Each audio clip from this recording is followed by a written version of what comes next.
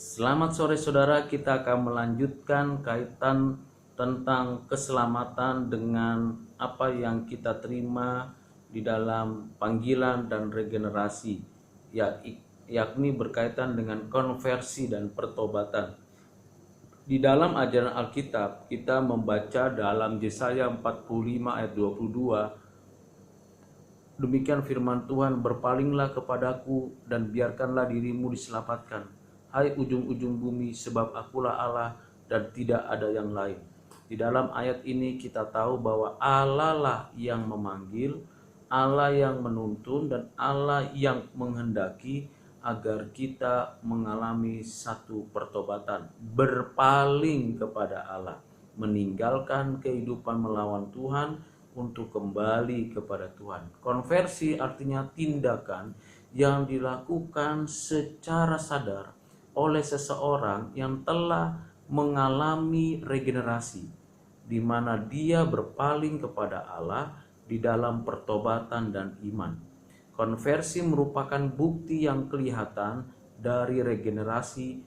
Hidup baru yang ditanamkan pada saat regenerasi hanya dapat terus bereksistensi di dalam kebergantungan kepada Allah. Maksudnya saudara yang kekasih di dalam Kristus, kita akan mungkin mengalami pertobatan, kita akan mungkin meninggalkan segala dosa dan berpaling menjalani kehendak Tuhan. Itu semata-mata dimulai lebih dahulu dengan adanya regenerasi.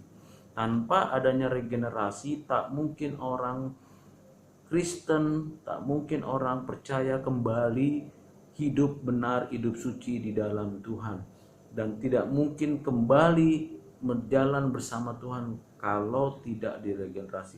Kata kunci yang paling penting adalah bagaimana seseorang, apakah sudah lahir baru atau regenerasi atau belum. Jika orang tersebut sudah lahir baru, maka Roh Kudus akan menuntun, menarik kita dengan sadar kita mengikuti dan berpaling kepada Allah secara terus-menerus sampai kepada kesempurnaan. Tetapi jika tidak, kita akan tidak mungkin bisa mengikuti apa yang dikehendaki Tuhan, dan kita akan berpaling melawan dan memberontak kepada Allah.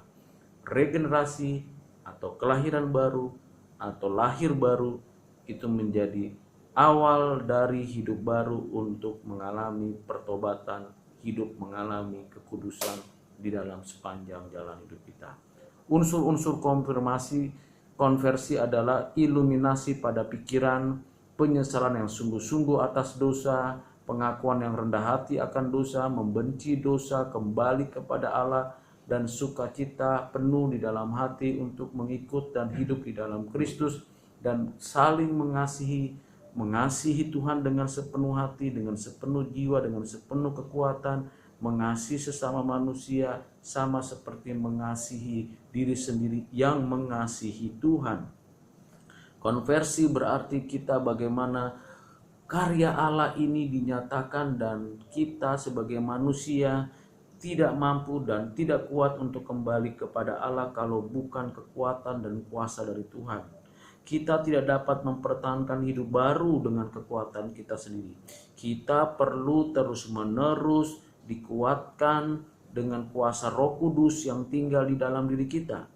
Kita tidak mungkin bisa melakukan hidup baru yang kita terima melalui kelahiran baru hanya dengan menjalani kehidupan seperti biasa saja, tetapi kita akan tinggal di dalam kesatuan dengan Kristus.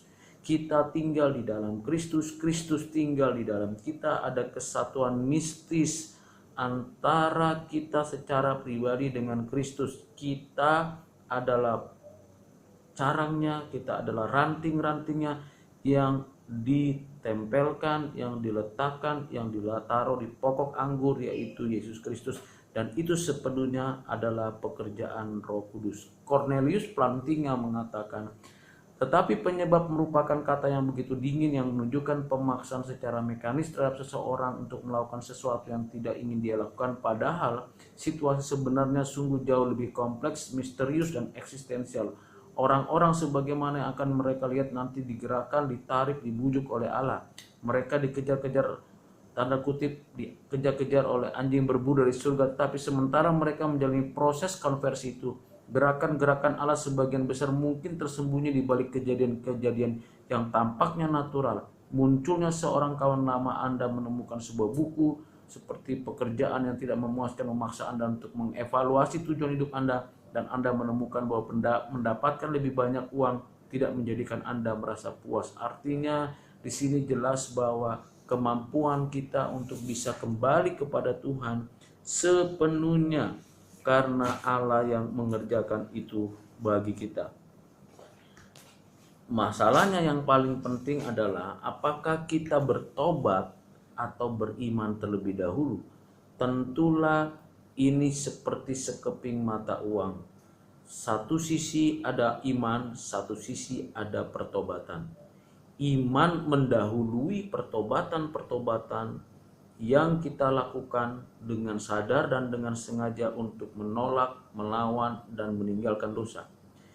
Iman mendahului itu, dan pertobatan merupakan hasil dari iman sejati, sehingga kita makin lama makin mengalami suatu kehidupan yang menyadari kehidupan kita yang lama itu berdosa ditinggalkan, dan kita mengalami hidup yang baru, hidup yang suci, hidup yang mulia, hidup yang bermartabat sesuai dengan kehendak Allah. Dan ini mengalami satu kehidupan pertumbuhan di dalam diri kita. Iman kita bertumbuh seiring dengan pertobatan yang kita lakukan, dan terus akan menambah kekuatan sampai kita betul-betul semakin serupa dengan Kristus, dan kita sudah disatukan di dalam Kristus.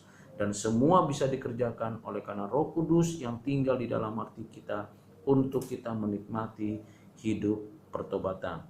Canon of Dort menjelaskan ketika orang-orang percaya gagal melakukan hal ini, maksudnya pertobatan, mereka bukan saja dapat terseret oleh kedagingan, dunia, dan setan ke dalam dosa, bahkan dalam dosa yang serius dan berat, bahkan melalui izin Allah yang adil mereka dapat pada kenyataannya kadang-kadang terseret. Lihatlah kasus-kasus yang menyedihkan yang dideskripsikan dalam Alkitab, misalnya mengenai Daud, Petrus, atau orang-orang kudus lainnya yang jatuh ke dalam dosa. Artinya saudara, kalau kita sudah diregenerasi oleh Tuhan, kita bukan berarti tidak mungkin tidak berbuat dosa lagi. Masih mungkin berdosa, hanya kita harus berjuang, harus melawan perbuatan kedagingan, melawan kejahatan-kejahatan dunia, dan kita harus berjuang menghadapinya, dan kita hidup di dalamnya dengan sungguh-sungguh suci benar. Karena kalau tidak kita akan terseret lagi, jatuh lagi dalam dosa yang sama dengan perbuatan-perbuatan yang sama di masa lalu.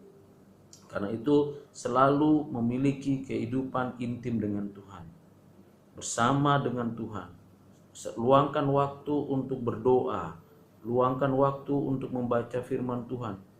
Sebelum segala aktivitas kita mulai, sepanjang setiap hari, mari kita berdoa, mengambil saat teduh yang tepat untuk sungguh-sungguh menikmati hidup bersama Tuhan sebelum melakukan tindak, supaya kita ingat apa yang Tuhan kehendaki bagi kita. Pertobatan itu adalah seperti yang dilakukan oleh Petrus. Dia menyesali dan meninggalkan dosa untuk selamanya, di mana pertobatan bukan hanya menyesal seperti apa yang dikatakan oleh Yudas atau yang dinyatakan oleh Yudas Iskariot, menyesal tapi mati bunuh diri. Petrus menyesal, lalu Tuhan menghampirinya, Tuhan mengambilnya, Tuhan memulihkannya, dan dia akhirnya hidup baru, hidup yang sungguh-sungguh sesuai dengan kehendak Tuhan. Pertobatan berarti kembali kepada ajaran, kembali kepada pikiran, kembali kepada perbuatan yang benar, yang suci, dan sungguh-sungguh mau meninggalkan semua dosa, peka akan keberdosaan apapun.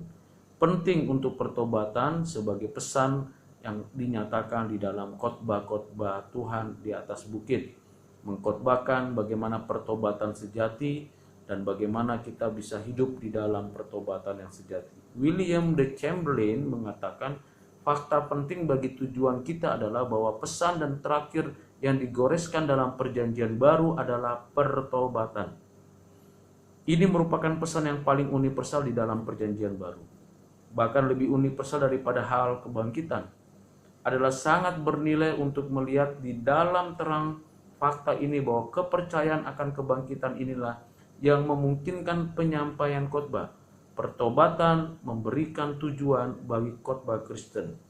Karena itu, mari kita bertobat dari segala hal-hal yang buruk. Apa yang kita kerjakan, kita harus betul-betul menjalankan sesuai dengan kehendak Tuhan. Iman tanpa pertobatan adalah sia-sia. Pertobatan tanpa iman adalah sia-sia. Keduanya tidak berkenan di hati Tuhan. Karena itu saudara, apa yang dimaksud dengan pertobatan? Menyesal, berbalik. Jadi bukan 360 derajat tapi 180 derajat. Dari gelap ke dalam terang Tuhan. Dan di sana kita semakin hari semakin boleh menyadari. Pertobatan berarti juga metanoia. Ada sebuah perubahan dalam batin yang mencakup seluruh pikiran, perasaan, kehendak.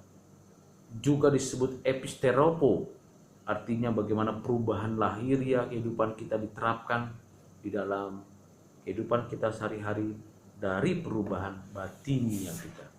Jadi pertobatan dimulai dari dalam hati kita dan keluar di dalam perbuatan-perbuatan kita. Pertobatan itu sebabnya mencakup suatu aspek intelektual, emosional, dan volisional. Jadi pertobatan bukan hanya aspek perilaku yang kelihatan, tetapi aspek intelektual, emosional, dan volisional. Ini adalah penting supaya kita bisa memahami apa makna pertobatan. Jika kita, menurut John Calvin, berbagian dalam kebangkitannya, kebangkitan Kristus maksudnya, melalui kebangkitan ini kita dibangkitkan ke dalam hidup yang baru untuk berhubungan dengan kebaikan Allah. Oleh karena itu, singkat kata, Calvin menafsirkan pertobatan sebagai regenerasi yang tujuan tunggalnya adalah memulihkan di dalam diri kita gambar Allah yang telah rusak dan hancur oleh karena pelanggaran yang dilakukan oleh Adam. Artinya dengan pertobatan kita kembali kepada jati diri kita yang sebenarnya, yakni gambar Allah. Siapa gambar Allah yang sejati, yang benar, yang murni, yang suci, yang sungguh-sungguh kita jadikan contoh teladan, yaitu Yesus Kristus. Dan kita seperti hidup seperti Kristus. Jadi bagaimana kita melakukannya? Ya, kita harus menunjukkan itu bahwa kita adalah orang bertobat, dan kita harus memperhatikan kehidupan pertobatan kita untuk selamanya di dalam kehidupan kita sehari-hari. Bagian yang ketiga, bagian yang penting di dalam hubungan regenerasi pertobatan adalah iman. Iman yang diberikan Tuhan kepada kita artinya bersandar kepada Tuhan, menyerahkan diri kepada Tuhan, memastikan kepercayaan kita kembali kepada Tuhan, di mana ini bukan self-center tetapi God-center, berpusat kepada Tuhan, melihat dan memandang dan menyerahkan seluruhnya kehidupan kita kepada Tuhan. Itulah yang disebut dengan beriman. Iman dasar dari segala sesuatu yang kita harapkan dan bukti dari segala sesuatu yang tidak kita lihat. Ibrani 11 ayat 1. Apa itu iman? Covenant anugerah menuntut tanggapan iman dari umat Allah. Abraham dibenarkan karena iman. Inti dari janji adalah kedatangan Sang Penebus. Iman sejati kepada Kristus diberikan oleh Allah. Dan kita percaya, kita menerima kesaksian dari apa yang diajarkan Alkitab tentang pribadi Yesus. Kita menerima dengan pemikiran yang benar, dengan pengertian yang tepat, dengan hati yang sungguh-sungguh paham.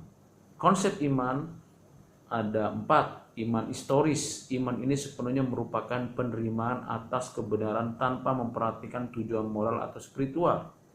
Iman mukjizat, apa yang disebut sebagai iman mukjizat adalah suatu kepercayaan yang ada dalam pikiran seseorang bahwa sebuah mukjizat akan dapat dilakukannya atau dilakukan atas namanya. Iman sementara, iman seperti ini adalah kepercayaan terhadap kebenaran agama yang disertai dengan ketuntutan dari hati nurani dan pengaruh perasaan, tetapi tidak berakar dalam hati yang sudah mengalami kelahiran baru. Iman yang benar dan menyelamatkan. Iman yang benar dan menyelamatkan adalah suatu iman yang memiliki kedudukan dalam hati dan berakar pada hidup yang telah mengalami kelahiran baru. Jadi kita tidak menerima konsep iman historis, konsep iman mukjizat, dan konsep iman sementara. Kita sebagai orang-orang reform menerima pemikiran iman yang benar, yang menyelamatkan berdasarkan pada anugerah Tuhan, berdasarkan pada awal daripada karya Kristus seluruhnya, berdasarkan kebenaran-kebenaran Tuhan secara utuh lengkap, berdasarkan pada pengalaman yang pernah kita alami berkaitan dengan kelahiran kembali. Jadi iman yang sejati yang menyelamatkan itu berarti orang tersebut sudah mengalami kelahiran kembali. Ada 3 elemen penting dari iman. Pertama, elemen intelektual. Yang kedua, elemen emosional. Yang ketiga, elemen sebuah keputusan yang diambil oleh seseorang. Di dalam elemen intelektual, di mana kita akan menyusun sebuah sifat dari pengetahuan, meyakini apa yang kita percaya kita tahu, kita mengerti, kita paham. Sedangkan elemen emosional di mana kita menerima Yesus Kristus dengan keyakinan dan realitas yang sesungguhnya sebagai objek iman kita dan merasakan sepenuhnya apa yang dinyatakan Tuhan di dalam hidup kita. Saudara, 3 elemen ini penting di dalam memahami iman kita. Objeknya jelas, ada 2, fide generalis dan fide specialis. Maksudnya adalah di sini kita iman itu iman menyelamatkan dalam pengertian yang lebih umum berdasarkan apa yang dinyatakan di dalam wahyu ilahi, yaitu firman Tuhan. Sedangkan fides spesialis di mana iman yang menyelamatkan dalam pengertian yang lebih sempit, kendati pun benar bahwa iman kepada Alkitab sebagai firman Tuhan sangat diperlukan, tetapi tindakan itu belum merupakan tindakan iman yang khusus yang membenarkan dan dengan demikian tanpa menyelamatkan secara langsung. Artinya iman kita fokus secara langsung kepada Yesus Kristus. Firman Tuhan yang diwahyukan, kita percaya ada kebenaran di dalamnya dan kita tahu seluruh pemahaman kita bahwa keselamatan itu di dalam dan melalui Yesus Kristus. Kita beriman secara khusus kepada Yesus Kristus dan melaluinya kita memahami kebenaran-kebenaran tersebut. Saudara, bicara tentang iman dan aspek-aspek iman tadi, kita meyakini bahwa iman itu anugerah yang diberikan oleh Tuhan. Iman yang diberikan itu akan terus bertumbuh seiring dengan apa yang Tuhan kehendaki bagi kita. Kiranya Tuhan Yesus memberkati saudara untuk memahami tentang konversi, pertobatan, dan iman. Tuhan memberkati saudara. Amin.